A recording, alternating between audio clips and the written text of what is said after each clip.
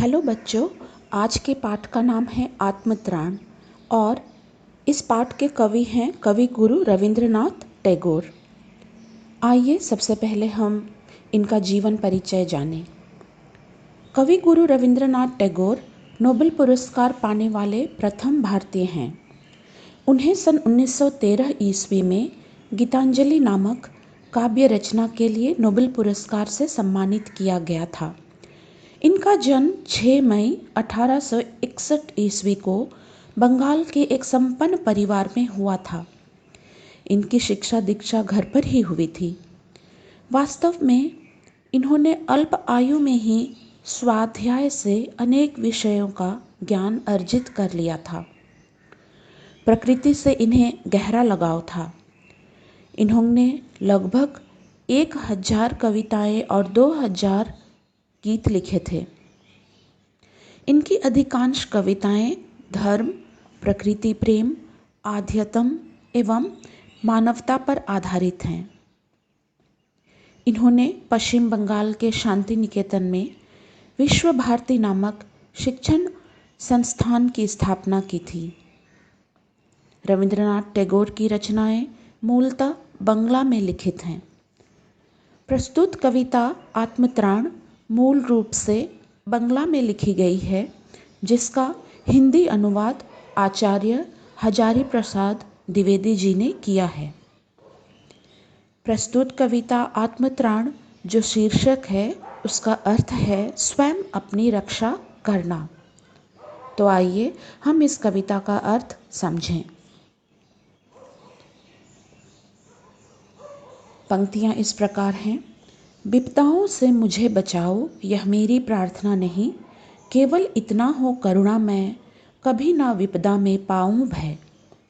दुख ताप से व्यथित चित्त को ना दो, सांत्वना नहीं सही, पर इतना होवे करुणा मैं दुख को मैं कर सकूं सदा जय। इन पंक्तियों में जो कठिन शब्द हैं वह हैं विपदा, विपदा का अर्थ है मुसीबत, और करुणामय जिसका अर्थ है करुणा से भरा हुआ अर्थात ईश्वर। इन पंक्तियों के माध्यम से कवि ईश्वर से प्रार्थना करते हुए कहते हैं कि हे प्रभु, मैं नहीं चाहता कि आप मुझे दुख एवं कष्टों से बचाएं, बल्कि आपकी करुणा प्राप्त करके मैं उन मुसीबतों का सामना कर सकूं, उन कष्टों को सहने की शक्ति प्रदान कीजिए, ताकि मैं दुख की घड़ी में भयभीत ना होऊं। मैं नहीं चाहता कि आप उस दुख की घड़ी में मुझे सांत्वना प्रकट करें या सांत्वना दें, बल्कि उन कष्टों पर विजय प्राप्त करने के लिए आत्मविश्वास एवं शक्ति प्रदान करें। अगली पंक्तियां हैं। कोई कहीं सहायक ना मिले तो अपना बल पौरुष न हिले, हानि उठानी पड़े जगत में लाभ अगर वंचना रही, तो भी मन में न मानूं क्षय। इन पंक्तियों में पौरुष का अर्थ है वीरता या शक्ति, वंचना का अर्थ है धोखा, क्षय का अर्थ है हानि या नाश। इन पंक्तियों में कवि ईश्वर को संबोधित करते हुए कहते हैं कि हे प्रभु, यदि दुख की घड़ी में कोई मेरा साथ न दे तो कोई बात नहीं, मगर ऐसे समय में मेरा पुरुषार्थ न डगमगाए। मैं ऐसी प्रार्थना करता हूँ प्रभु आपसे। यदि मुझे नुकसान भी उठाना पड़े तो भी मुझे इतना बल देना कि मैं उस चुनौती का सामना निडरता से कर सकूं और निराशा से न भर जाऊं। अगली पंक्तियां हैं। मेरा त्राण करो अनुदिन तुम, यह मेरी प्रार्थना नहीं, बस इतना होवे करुणा में तरने की हो शक्ति अनामय। मेरा भार अगर लघु करके न दो सांत्वना नहीं सही, केवल इतना रखना अनुनय वहन कर सकूं इसको निर्भय। इन पंक्तियों में त्राण शब्द आया है जिसका अर्थ है रक्षा करना। अनुदिन का अर्थ है प्रत्येक दिन। तरने का अर्थ है मुसीबत से निकालना। अनामय का अर्थ है स्वस्थ। अनुनय का अर्थ है निवेदन करना और वहन का अर्थ है उठाना। इन पंक्तियों के माध्यम से कवि कहते हैं कि हे प्रभु, मेरी यह प्रार्थना नहीं है कि आप प्रतिदिन मुझे हर प्रकार की विपत्ति से बचाएं।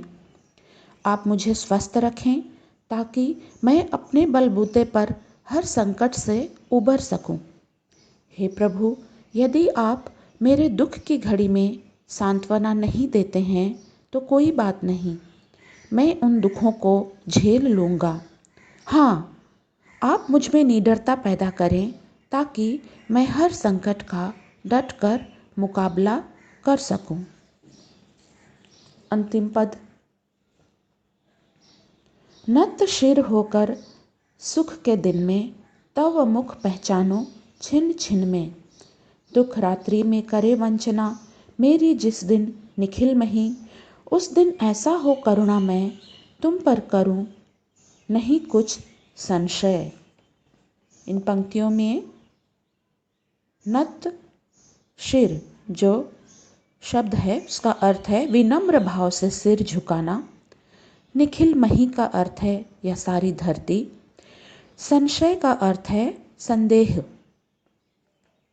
अंतिम पंक्तियों में कवि ईश्वर से प्रार्थना करते हैं कि हे प्रभु, मैं अपने हर सुख में आपकी कृपा मानूं। सुख के दिनों में सिर झुकाकर सदा नतमस्तक होकर आपकी छवि निहारता रहूं। दुखों से भरी रात में जब पूरी दुनिया मुझे धोखा दे और मेरी मदद न करे, फिर भी मेरे अंदर आपके प्रति कोई संदेह उत्पन्न न हो। मेरे मन में हमेशा आपके प्रति भक्ति का भाव बना रहे, यही प्रार्थना मैं आपसे करता हूँ प्रभु। तो बच्चों, पूरी कविता का भाव यही है कि इस कविता में कवि स्वयं अपने बल पर अपने दुखों से त्राण पाना चाहता है। कवि हमें यही संदेश देना चाहते हैं कि हम संसार के दुखों से नहीं भागें, बल्कि निर्भय होकर उसका सामना करें तथा निराशावादी न बने। ईश्वर के प्रति आभार प्रकट करना भी न भूलें। तो इसके साथ ही यह पाठ समाप्त होता है। धन्यवाद।